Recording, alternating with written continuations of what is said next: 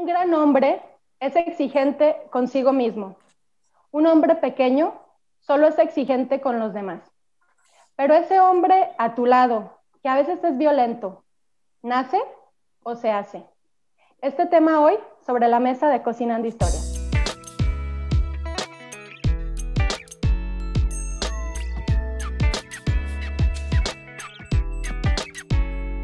¿Qué tal? Bonito lunes, bienvenidas y bienvenidos a un tema, ¿y qué tema? Un tema fuerte, un tema polémico, un tema donde les invitamos a que nos depositen todos sus comentarios e inquietudes. ¿El hombre violento nace o se hace? Y para hablar de esto, invitamos a dos súper profesionales que vienen a aclararnos todas nuestras dudas, pero antes queremos dejar muy claro que este programa está hecho no para atacar, sino con todo el amor y ganas de apoyar a ese hombre que ha sido educado de cierta manera y que a veces no sabe cómo reaccionar. Hoy en este programa queremos decirle qué sí hacer, qué opciones tiene, y por eso invitamos a los mejores. Ellos son dos psicólogos del programa de violencia de género de la Secretaría de Salud de Aguascalientes, y les presento a Claudia Ofelia Velasco Amador, psicóloga especialista ella en sexualidad y equidad de género. Bienvenida, Claudia. Muchísimas gracias por la invitación, Alicia, Alma, muchas gracias. Y él es Aarón Serrano Bonilla, también psicólogo del programa de violencia, con más de 10 años de experiencia trabajando con hombres con alguna conducta agresiva. Bienvenido, Aarón. Hola, muchísimas gracias por invitarme. Imagínense nada más cuánto vamos a aprender de ellos. Tal vez es tu pareja, tal vez es tu papá, tal vez es el hermano o tal vez es el compadre, pero de verdad que esto llegue como un programa para apoyar y para dar opciones. ¿Y Alma? ¿Qué vamos a cocinar? Sí, pues miren, ya nos van a estar platicando si el hombre violento nace o se hace, pero yo creo personalmente que el ejemplo sí influye en todas las áreas, hasta en la cocina. Por eso, para muestra un botón, la receta de hoy nos la comparten madre e hija. ¿Y quién mejor que ellas para decirnos qué vamos a aprender a cocinar hoy? Hola. Hola. El día de hoy les vamos a compartir la receta de un pastel rústico bañado en leche con mezcla de granos, frutos secos y queso. Una rica capirotada tradicional. Ellas son Malú y Azul, y al final del video nos enseñarán a preparar la tradicional capirotada para estos viernes de Cuaresma. Muchísimas gracias, chicas, por su receta. Gracias, Malú y Azul. Oigan, Claudia y Aarón, yo leí una frase que desconozco el autor, pero dice, dice, comprensión no es igual a justificación. Entonces, en esta conducta que a veces nosotros vemos agresiva en los hombres, y yo ya sé que ahorita ya están pensando, ay, no son nada más los hombres. Pues no son, pero hoy vamos a hablar de eso, ¿verdad? Cuando decimos frases como, es que así son los hombres, no sé si estamos comprendiendo o estamos justificando o estamos exagerando, chicos. ¿Por qué se ha estereotipado? ¿Por qué hablamos tanto de que la violencia se relaciona con el hombre? Yo primero quisiera empezar como a definir qué es la violencia. Creo que esto nos daría como una pauta importante para empezar a hablar, para empezar a analizar y a conversar sobre este tema. La violencia tiene que ver con un ejercicio de control, tiene que ver con un ejercicio de dominio. La violencia va a ser algo que yo haga o que deje de hacer con la finalidad de provocar un daño hacia la otra persona. Puede ser un daño físico, puede ser un daño psicológico, un daño económico, un daño patrimonial o hasta un daño sexual. Entonces la violencia, lo que la mueve, el meollo, la pulpa de la violencia es cuando una persona tiene la intención, desde una idea, desde una creencia de supremacía, de sentirse superior a alguien más, tiene la intención de controlar, someter y tener el poder sobre otra persona o sobre las circunstancias. Y entonces esto, a partir de esto, creo que nos puede dar como una base para ir viendo si los hombres nacemos o nos hacemos violentos. Okay. Sí, y justo yo creo que respondiendo un poquito lo que decías, Alicia, respecto a las frases que hacemos de es que así son los hombres o pues es que es hombre, así es normal que lo haga, etcétera.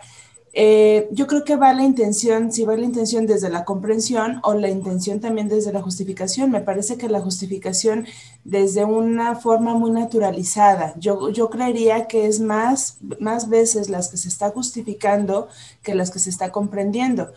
Pero esta justificación me parece que va desde algo muy, muy naturalizado. ¿Por qué?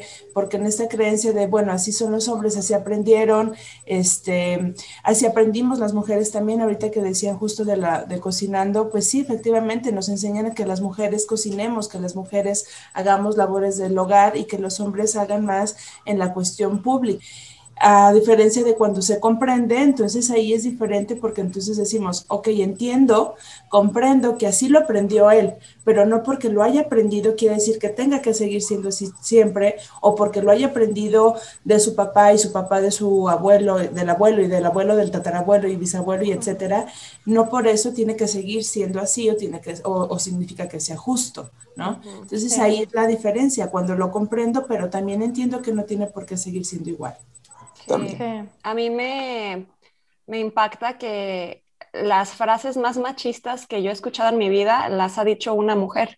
En estos días hemos visto pues muchas marchas, muchas manifestaciones en donde se culpa el hombre es el malo y el hombre, todo, y vámonos contra el hombre, pero creo que también valdría la pena platicar sobre cuál es el rol de la mujer y de qué manera también hemos favorecido a que este machismo perdure. Sí, es que creo yo que se sigue creyendo que el machismo es exclusivo de los hombres, cuando la realidad es que el machismo es de toda la sociedad, o sea, la cultura machista, las creencias machistas, lo hemos aprendido tanto hombres como mujeres porque vivimos en un contexto machista y lo interesante, lo importante justamente es eso, que identifiquemos cuáles son estas conductas y estas frases y estos refranes machistas que yo sigo teniendo y que yo sigo dando hacia las otras personas, ¿no? O que sigo ejerciendo. Y entonces en estas marchas, justamente de las que hablas, Alma, también se cree que estas marchas o que estas manifestaciones es en contra de todos los hombres. Y entonces vamos, porque como los hombres han sido porque el machismo se pone solamente como si fuera solo de los hombres, entonces pareciera que estas marchas también son solamente contra los hombres. Y realmente las manifestaciones y las marchas es en contra de este sistema. ¿Sí? Es en contra de justo de este sistema patriarcal, de esta cultura machista, y entonces no es como de vamos contra todos los hombres, más bien es vamos contra esta cultura machista, vamos a romper este patriarcado, porque es lo que nos ha hecho que las familias, hombres y mujeres, sigamos aprendiendo y sigamos creyendo que el machismo está bien, o que el machismo es naturalizado, que así debe de ser. Sí. Y entonces más bien es como romper con esto. Y cuando decimos que las mujeres, como las mamás sobre todo, porque son las que repiten estos patrones, son mujeres machistas o siguen ejerciendo este machismo, sí es cierto, sí, pero no es que sea como responsabilidad solamente de nosotras, las mujeres o las mamás. Al mismo tiempo en que yo le digo, a ver, mijita, sírvele a tu papá, a ver, mijita, ponte a quitarle los zapatos a tu papá, y el papá no diga nada, o el papá lo reconozca de esa misma manera, lo acepte, también está educando el machismo. Entonces, somos todos, somos mamá al ejercerlo, papá al permitirlo, o al revés. Como tú dices, Claudia, todo un sistema. Sí. Todo un sistema donde a veces vamos cayendo en estos extremos de regresar violencia con violencia y donde a veces nos perdemos. Pero antes de irnos más adelante, me gustaría que nos platicaran cuáles son las características para que vayamos entendiendo, todas las personas que estamos aquí compartiendo, las características de un hombre con conductas agresivas. Porque entonces ahorita que ya estamos hablando del machismo, tal vez haya alguien que cree que el machismo no es violencia, pues, ¿no? Entonces, ¿cómo puedo yo darme cuenta que estoy conviviendo con un padre, un hermano, un jefe, un amigo, que de alguna manera me está agrediendo? O sea, ¿qué ejemplos o características tiene este hombre? Hay una autora que se llama Marina Castañeda, y Marina Castañeda menciona que en un pueblo con conductas machistas, hombres y mujeres van a repetir conductas machistas. Entonces, estamos hablando de una cosa bien importante, porque no estamos hablando de una identidad. Es decir, no que los hombres sean machistas o no que las mujeres sean machistas también, sino que tienen estas conductas machistas, y es un poquito más profundo de empezar a relacionarnos entre hombres y mujeres, o entre hombres con otros hombres, de una visión muy, muy simple entre víctima y victimario. Es decir, que uno tiene que ser la víctima y el otro tiene que ser el victimario. Entonces es un poquito más profundo de eso, porque si nos vemos como víctima y victimario, uno siempre tiene que estar arriba y uno siempre tiene que estar abajo. Y entonces estas son unas relaciones de poder donde el de arriba siempre va a someter al de abajo, ¿sí? Pero ¿quién le dijo al de arriba que tenía que ser el de arriba, y quién le dijo al de abajo o a la de abajo que tenía que ser la de abajo? Es un poquito más complejo vernos desde ahí, porque en caso de que las mujeres estén educando machistas, y también lo pongo entre comillas, pues en qué posición desde una estructura de naturalización, de normalización, se está creyendo que las mujeres deben ser. ¿Sí me explico? Sí. O sea, como en esta cuestión de quién les dijo a las mujeres que tienen que estar abajo. Y seguramente es una situación histórica y de normalización y de naturalización que tenemos que empezar a romper, que tenemos que empezar a desestructurar. Y entonces, si nos vemos desde uno arriba y uno abajo, como si fuera algo normal, como si fuera algo naturalizado, entonces ahí empezamos a justificar las conductas del de arriba. Porque como desde mi cabeza ya lo veo normal, desde mi cabeza sí debe de ser entre comillas, entonces lo empiezo a justificar. Pues es que él es hombre, pues es que no entiende, pues es que él es hombre, pues es que no sabe. De hecho, yo creo que con esto que está diciendo Aarón, sería a lo mejor la clave, ¿no? O sea, ver cómo están estas relaciones donde hay un poder encima del otro, ¿no? De la otra persona. Me parece importante también aclarar que machismo no es exclusivo de hombres, sin embargo, el contexto y la cultura machista sí tiene que ver con los privilegios y el beneficio que los hombres tienen. Entonces, las mujeres y los hombres podemos ejercer o estamos en este contexto machista y podemos ser machistas, pero la intención que tiene este machismo a final de cuentas es que los hombres sigan teniendo esta supremacía. Entonces, por eso pareciera o de repente se puede confundir que es exclusivo de los hombres. Y entonces cuando Aarón habla de estas cosas, de este tipo de relación, de donde hay este poder, probablemente es ahí donde puedo yo reconocer si estoy relacionándome con un hombre violento. Por si yo empiezo a sentir, y hablo de sentir en sensación cuerpo y sentir en emoción, que me estoy sintiendo incómoda o que algo me duele o que algo me molesta o que algo me lastima. Pero como está tan naturalizado, a veces es bien difícil identificar eso. Y entonces yo puedo estar con una pareja que es violento porque me cela, pero como está naturalizado que los celos son amor, entonces tal vez pienso que no estoy en una relación violenta o que no estoy con un hombre violento, porque está muy naturalizado. A mí me gusta muchísimo y siempre recuerdo mucho a una usuaria que en un grupo decía, desde niña y hasta hace poquito yo no sabía que esto era violencia, pero desde niña sabía que esto me incomodaba. Y entonces me pareció tan fuerte esa frase porque es verdad, probablemente no sé si esta persona está siendo violento, ni siquiera lo identifico como violento por mi educación, ni siquiera como agresividad, como nada. Pero en mi cuerpo, en mi sentir, sí estoy sintiendo incomodidad. Entonces yo creo que esa pudiera ser una manera, quizá, cuando estoy también identificando realmente lo que siento, porque luego no nos enseñan a identificar lo que sentimos. Sí.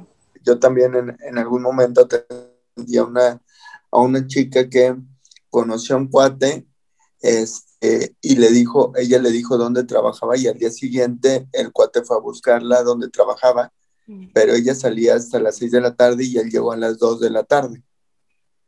Y entonces dijo, no manches, se quedó de ahí, o sea, llegó a las 2 de la tarde, me avisó y se quedó hasta que salí, y para colmo ese día salí un poquito más tarde. Al principio sí dije, ay, qué loco, pero luego dije, ay, qué bonito, se quedó. Y luego después de ahí vino un suceso, una serie de eventos desafortunados donde al final de cuentas, pues este tipo sí era una persona controladora, sí era una persona como muy, muy dominante en cierto aspecto.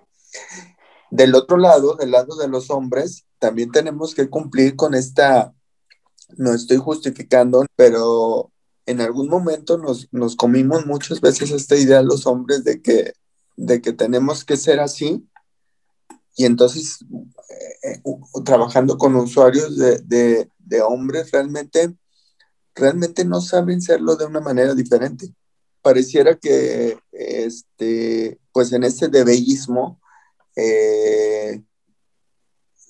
muchas veces los hombres nos creemos esta historia de que tenemos que ser el que manda, el que controla, el que gobierna. ¿Por qué? Porque está muy naturalizada las relaciones donde uno arriba y uno abajo. Esta cuestión de las relaciones de igualdad, las relaciones en terreno planito, son ideales, son como lo que se debería de lograr, pero en el proceso de la construcción pues, está muy difícil, porque traigo muy arraigada la idea de que todas las situaciones cotidianas que pasan con mi pareja son un problema que se tienen que resolver, y las cosas se resuelven ordenando, mandando, sometiendo, y pues no. Sí. Y precisamente como que me llamó mucho la atención cuando Claudia, así de una manera muy, muy, muy clara, nos dice, cuando como mujer sientes cierta incomodidad, o sea, es tu cuerpo y es la sabiduría, ¿no? El instinto de esto no me gusta, no me hace feliz, o sea, no me siento en armonía. También el hombre lo vive así. O sea, vámonos ahora, ¿cómo vive el hombre la violencia? Porque creo que poco se habla de esto. El hombre es feliz siendo así, pues, o sea, entonces, ustedes, ¿qué han identificado? El hombre en este proceso, como dices, Aarón, de debo de, y de tengo también, tengo que cumplir con ciertos requisitos para lograr este reconocimiento de mi hombría. El hombre también lo vive con incomodidad, lo vive con culpa, lo vive con frustración, lo vive como con exigencia.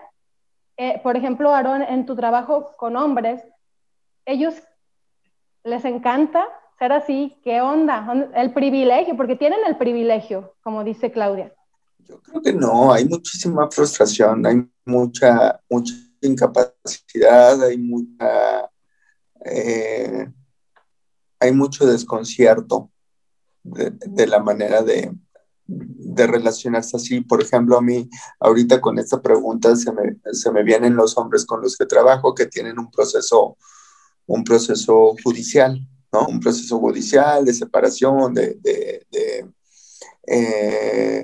pensión alimenticia, de convivencia con los hijos. No supieron dónde parar. Muchos de esos conflictos es que los hombres no supieron dónde parar, y ahorita en el ciclo del conflicto, de la violencia en el que viven, pues se sienten muy arrepentidos, pero se sienten muy arrepentidos y quieren sanar las cosas, pero desde su culpa, no desde una solución más funcional para la pareja. Y en algún momento llega la parte de la desensibilización. Bueno, al menos de que nos metamos en ondas psicopatológicas un poquito más profundas, que produzca causarle daño a las personas, pero desde lo cotidiano, pues estar perseguido por la sombra del debeísmo es muy, muy, muy fuerte, ¿no?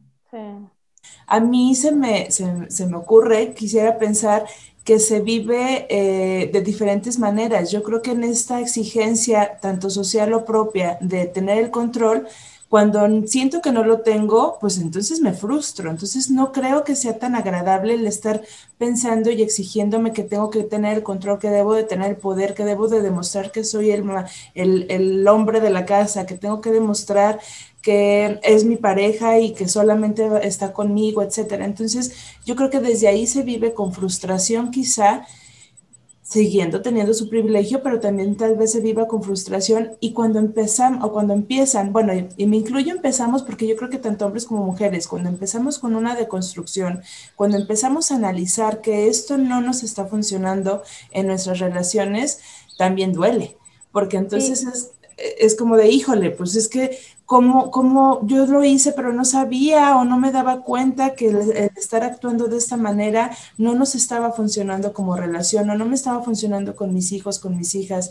Y entonces quizá ahí es cuando se empieza a vivir con culpa. Y ya no con frustración, sino con culpa, pero a final de cuentas sigue siendo doloroso, yo creo. Cuando hablo de deconstrucción, me refiero a que hemos tenido toda nuestra vida aprendiendo, o una gran parte de nuestra vida aprendiendo de una manera, y entonces el que yo identifique que esto no me ha funcionado y empiece a reaprender cosas es como deconstruir. Lo que estaba construido lo dejo a un lado para construir una idea nueva o construir un aprendizaje nuevo o construir algo nuevo. Que al final de cuentas eso es lo que hacemos en los grupos con mujeres, en el programa de violencia de género, que tiene diferentes modalidades. En el que yo estoy trabajando es trabajar con grupo de mujeres y entonces de hecho los grupos se llaman reflexiones saludables porque se trata de esto, de identificar cómo son nuestras relaciones con las demás personas y si hay algo que no me está funcionando, que identifico que me duele, que me lastima y que también tiene que ver con esa naturalización de la violencia, pues lo deconstruya para tener una relación más saludable, ¿sí? Uh-huh. Sí. Y el trabajo que Y tú acá en haces, el Aaron, ¿en trabajo qué con hombres, consiste? Uh-huh. es bien importante y es bien interesante el trabajo con hombres porque el simple hecho de tener un espacio donde los hombres empecemos a analizar, empecemos a reflexionar de la construcción desde mi propio ser a partir de una perspectiva ecológica, es decir, desde lo que aprendí de mi papá, pero de mis abuelos, pero de mis tíos, pero del presidente, pero de los hombres en general, cómo repercute en mí, cómo me ha enseñado a relacionarme y que me doy cuenta que es como una visión muy general de lo que es ser hombre, eh, y que al final de cuentas yo tengo mi particularidad y entonces va a haber cosas con las que sí me acomode, pero va a haber cosas con las que no.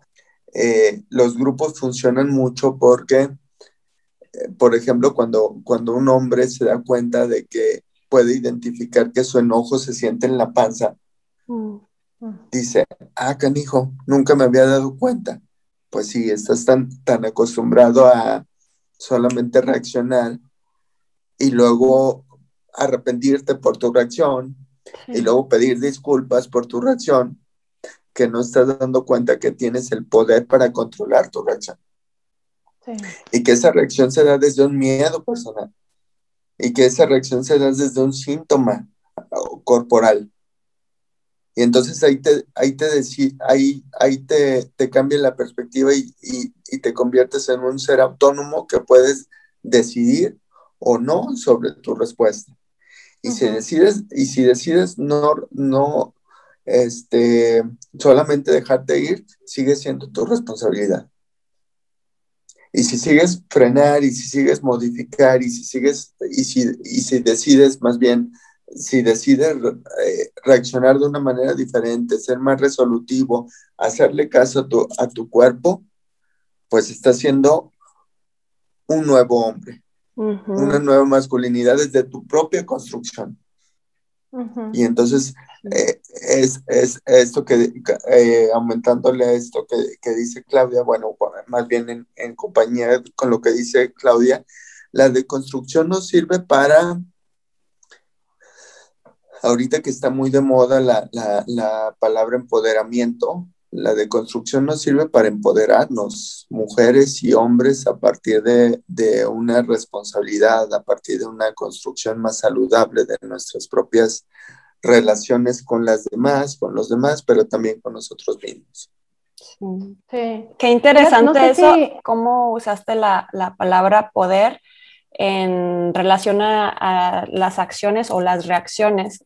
Creo que sí, el hombre violento a veces se siente muy poderoso, pero en realidad no tiene poder sobre sí mismo, está siendo víctima de sus mismos impulsos. Eso me parece muy, muy interesante. Y fíjate que con esto que tú mencionas, digo, ya en todo este tiempo trabajado, uno de los más grandes miedos que nosotros los hombres podemos tener es a la soledad, ¿no? Uh-huh. Y desde nuestra propia construcción, de esta construcción heteronormal, heterohegemónica, es decir, ¿qué es esto? Uh-huh. Pues una línea de hombres, que el hombre tiene que ser rudo, el hombre tiene que ser, el hombre hasta el pelo largo, hasta el pelo cortito, ¿no? Nos dicen a los hombres que sí. tenemos que tener el pelo cortito, que sabe qué, uh-huh. y no entonces lloran. si traigo el pelo largo, no lloramos exactamente, entonces si tengo el pelo largo o si lloro, pues dejo de ser menos hombre o qué onda. Entonces nos ponen en una línea de cómo ser hombres. Y si nos salimos poquito de esa línea, de esos mandatos, de esas reglas, de esos debeísmos, ¿qué pasa con él? ¿Qué pasa con el sistema, con lo comunitario, ¿no? Pues te califican y te quieren jalar, ¿sí? Uh-huh. Y órale, no, ¿cómo que no va a ser hombre? ¿Cómo que no va a ser cómo? Y órale, te regresa para lo mismo. Entonces, tenemos un muy mal discurso y un discurso erróneo de lo que es el poder, de lo que son las relaciones. Entonces hay que empezar a desmitificar eso, hay que empezar a resignificar, hay que empezar a reencuadrar cuáles son los cambios que vas a hacer, cuál es la diferencia que vas a hacer. Uh-huh. Es el primer paso, pero tienes que seguir con el siguiente paso, no quedarte nada más ahí. Claro, porque si te quedas nada más en darte cuenta, pues eres un alcohólico irresponsable también, porque ya te habías dado cuenta, y luego aparte ya te habías dado cuenta que te habías dado cuenta, y te das cuenta que te das cuenta y te das cuenta y no haces nada. Entonces el problema se convierte en algo que ves pero no quieres ver. Uh-huh. Entonces en esos ejercicios de poder es como ponerme una venda y yo nada más traigo poder y como el capítulo de Bart Simpson y Lisa Simpson, ¿no? De que está Lisa y dice, voy a entrar haciendo esto, y si te pego va a ser tu culpa, y entonces Bart dice, pues entonces yo voy a entrar tirando patadas, y si te pego va a ser tu culpa, entonces se vuelve irreal, pues. Uh-huh. Aparte, también creo que debemos de tomar en cuenta que hay micromachismos, que quiere decir que son actitudes o conductas que pueden ser muy, muy difíciles de ver o muy invisibles o poco notables, pues, ¿no? Pero que a final de cuentas tiene que ver por la cultura machista y que a final de cuentas también pueden ser violentas. Y entonces aquí no podemos hablar que es una persona, quien lo ejerce es una persona con mucha furia, es una persona que ha aprendido de esta manera y que entonces ahí está justamente esta importancia de identificarlo y de decir, el que yo me llene de trabajo, yo papá me llene de trabajo, aunque diga, claro que sí, entre tú y yo vamos a educar y hacernos responsables de la educación y del cuidado de los hijos y las hijas, pero me lleno de trabajo, y ya no me queda tiempo para entonces el cuidado. Entonces es una manera de una conducta micromachista. ¿Por qué? Porque pareciera que no es machismo, al contrario, el apoyo siempre ha estado, el compromiso siempre ha estado, pero desde acá, ¿no? Entonces, ahí es cuando decimos, no todas las violencias, creo yo, que es por una persona que tiene mucha furia, pero no todas las conductas que pareciera que no se observan, podamos decir que son relaciones saludables. Estas conductas también son micromachismos que duelen. Sí, y entonces cada caso es diferente. Sí. Y entonces aquí nos regresamos a tu pregunta de cómo identificar si un hombre está teniendo conductas violentas, conductas machistas, si lo que yo opine, lo que yo diga, siempre tiene que dar la aprobación el otro. Siempre el otro la va a modificar para que suene mejor, porque ya lo dijo él. Pues entonces estamos hablando de una persona que está muy acostumbrada a creer tener el poder. Y que esto al final de cuentas es una bola de nieve, ¿eh? Y acuérdense que en las bolas de nieve va a haber un momento en donde ya no va a haber control, donde ya no va, donde nos va a aplastar. En la experiencia, en el trabajo con hombres, ¿qué le puede ir funcionando a este hombre para, como dicen ustedes, tomar el control y tener el poder sobre sí mismo? Primero empezar a desmitificar esta idea del hombre que todo lo puede, el superhombre, o del hombre que tiene que tener el control, que tiene que tener el poder, porque no es cierto, porque es muy frustrante. Para empezar hay que irnos a otro lado, hay que irnos a otra perspectiva donde el cuidado, el autocuidado, el cuidado personal, el hacerle caso a mis emociones, el desmitificar de que las emociones son para las mujeres y otra cosa son para los hombres, pues hay que empezar a desmitificar tu propia construcción de ser hombre. Hay que hacerle caso al cuerpo, hay que revisar como tus propias creencias, quién te enseñó, cómo te enseñaron, qué pasa contigo si no cumplen lo que te enseñaron. Y bueno, resumidas cuentas, yo creo que la parte de darle una importancia a tus sensaciones es importante a tu cuerpo desde la perspectiva de que por algo están, ¿no? Y que la manera en la que estás acostumbrado a resolver los conflictos, pues si no te funcionaron los últimos 28, 38, 48, 58 años de tu vida, pues no te van a funcionar. Entonces, tienes que tener la apertura para modificar y reconstruirte. Y yo creo también pedir apoyo, ya sea en grupos o en terapia, siempre y cuando sean las personas que atiendan, que tengan perspectiva de género. Cuando decimos que tengan perspectiva de género, nos referimos justamente a que entienda la forma en cómo hemos aprendido y que estas formas muchas veces no es lo más saludable o lo más funcional. Porque si vamos a pedir ayuda con una persona que fue creado igual, con las mismas creencias, en el mismo contexto machista, pero no se ha deconstruido o no tiene esta perspectiva de género, pues entonces lo único que va a hacer es reforzar estas conductas. Entonces creo que sí es bien importante pedir apoyo, pero siempre y cuando sea con una persona que tenga esta deconstrucción o esta perspectiva, pues, porque de construir nunca dejamos de hacerlo. Es un revisarnos constantemente, hombres y mujeres, de cómo son nuestras conductas.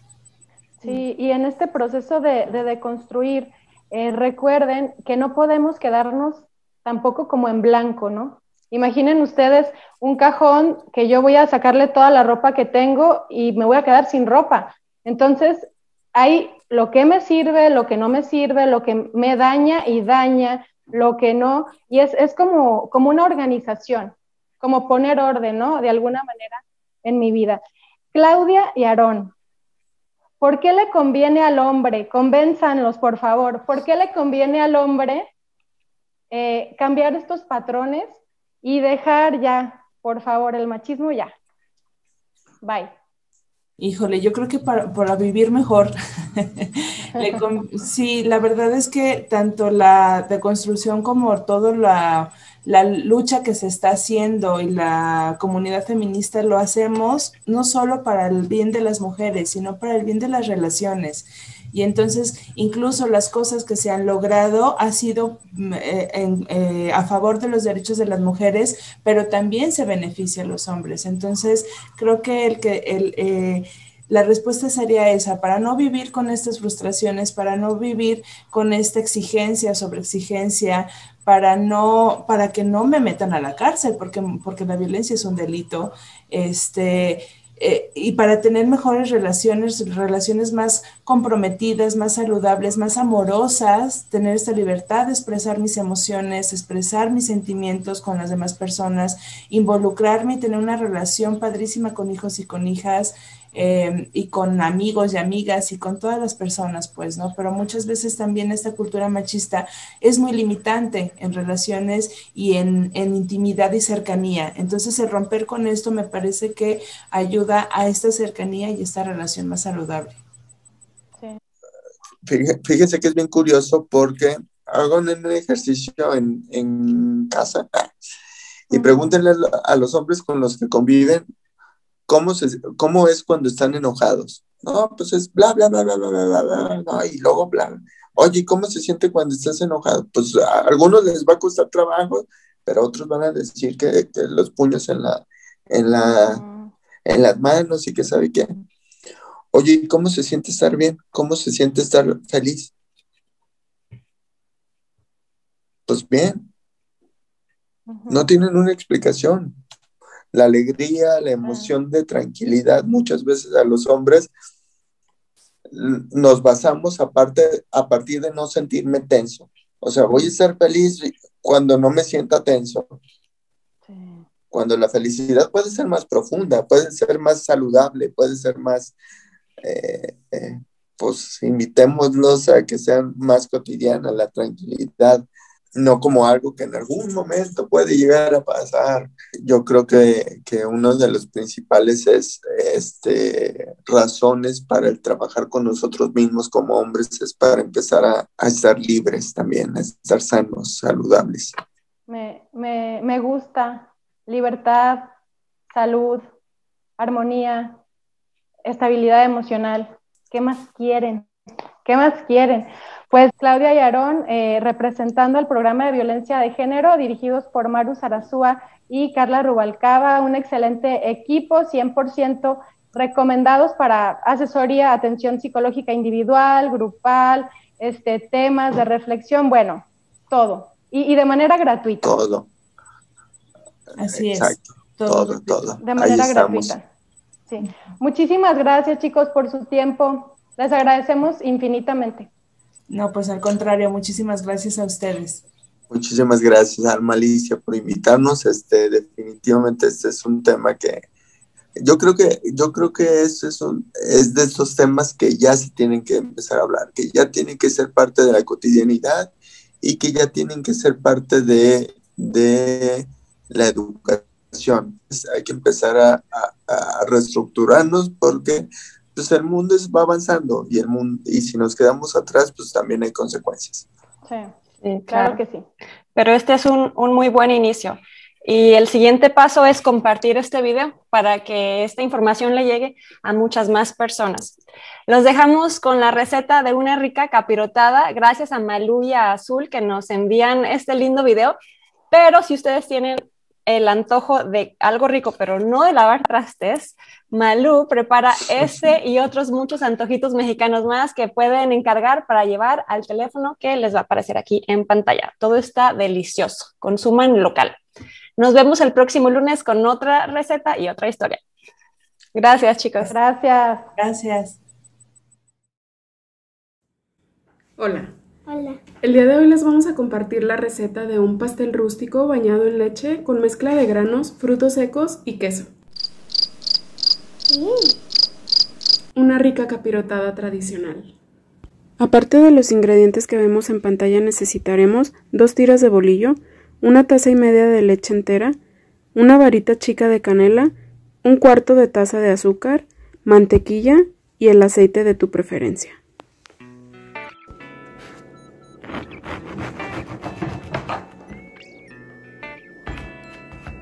La noche antes vamos a cortar nuestro bolillo, empezando por quitarle las tapas. Nos tiene que quedar así. Esto es para que al momento de remojarlo entre bien la leche. Trataremos que cada rebanada nos quede alrededor de 2,5 centímetros. Vamos a acomodar nuestro bolillo en una charola para que se vaya horneando durante toda la noche. Ahora vamos a hacer la preparación para la leche. Vamos a necesitar 1,5 tazas de leche entera.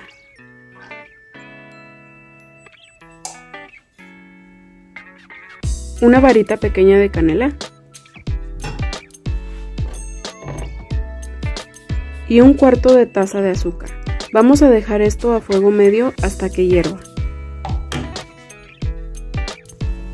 Mientras tenemos la leche en el fuego y antes de que empiece a hervir, ponemos a calentar una sartén con aceite de tu preferencia para empezar a dorar el bolillo. Es muy importante que no se dore demasiado.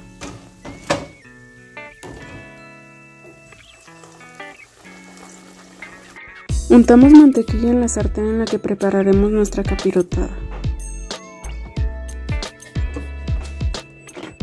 Con nuestra sartén bien untada de mantequilla vamos a empezar a acomodar nuestro bolillo dorado y vamos a tratar de no dejar espacio entre un bolillo y otro, que quede bien pegado.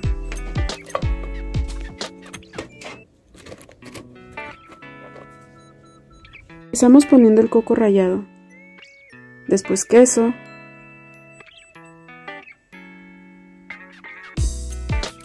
cacahuates, pasas, nuez y almendras, todo a tu gusto. Es momento de bañar nuestro bolillo con la leche que hervimos. Pongamos lo suficiente para que no quede reseca. Llegó el momento de cocinarla. La llevamos a la estufa, la tapamos y la dejamos a fuego medio hasta que la leche empiece a hervir. Retiramos del fuego en cuanto la leche empezó a hervir. Servimos la capirotada y es opcional ponerle grajea o no. Esperemos les haya gustado nuestra receta. Buen provecho.